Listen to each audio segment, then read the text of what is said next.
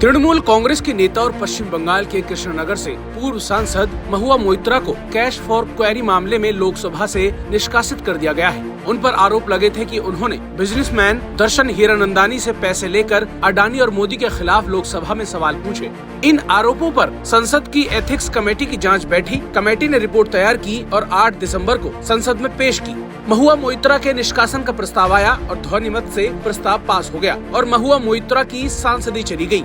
हालांकि महुआ ने इन सभी आरोपों को निराधार बताया है। उन्होंने कहा कि मेरे खिलाफ इतनी देर से आरोप क्यों लगाया गया। दर्शन हीरानंदानी ने नगद लेन देन का न तो कोई आरोप लगाया है न सबूत दिए हैं। मेरे ऊपर यात्रा खर्च के जो आरोप लगाए गए हैं उसके सबूत नहीं है। साथ ही कहा कि जय अनंत देहादरी मेरे पूर्व प्रेमी थे और ब्रेकअप के बाद उन्होंने दुर्भावना में ये आरोप लगाए हैं। मोइत्रा ने कहा एथिक्स पैनल मुद्दे की जड़ तक नहीं गया और उनके खिलाफ आरोप लगाने वाले व्यवसायी दर्शन हीरानंदानी को समन नहीं भेजा। निष्कासन की सिफारिश केवल इस आधार पर हुई कि मैंने अपना लोकसभा लॉगिन क्रेडेंशियल साझा किया था। लॉगिन साझा करें या नहीं, इसे नियंत्रित करने के लिए कोई भी नियम नहीं है। संसद के बाद महुआ ने बात करते हुए मोदी सरकार पर भयंकर हमले किए। उन्होंने कहा कि मैं अभी 49 साल की हूँ, 30 साल और लड़ूंगी आपके खिलाफ। संसद में, बाहर, गटर हो या सड़क, मैं लड़ूंगी और लौटूंगी, आपका अंत भी देखूंगी। तो वहीं अपने सांसद के निष्कासन पर पश्चिम बंगाल की मुख्यमंत्री ने भी केंद्र की मोदी सरकार को आड़े हाथों लिया है।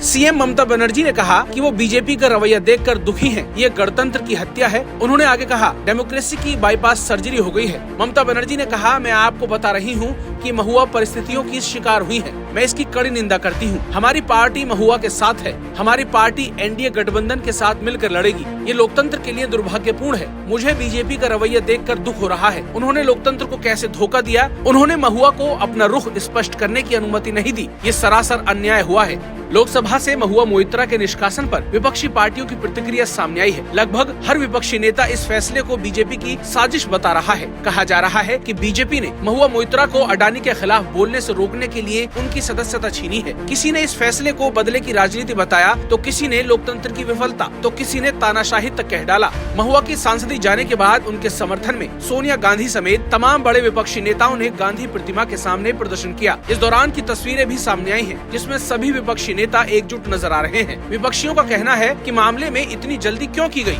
महुआ को बोलने का समय क्यों नहीं दिया गया।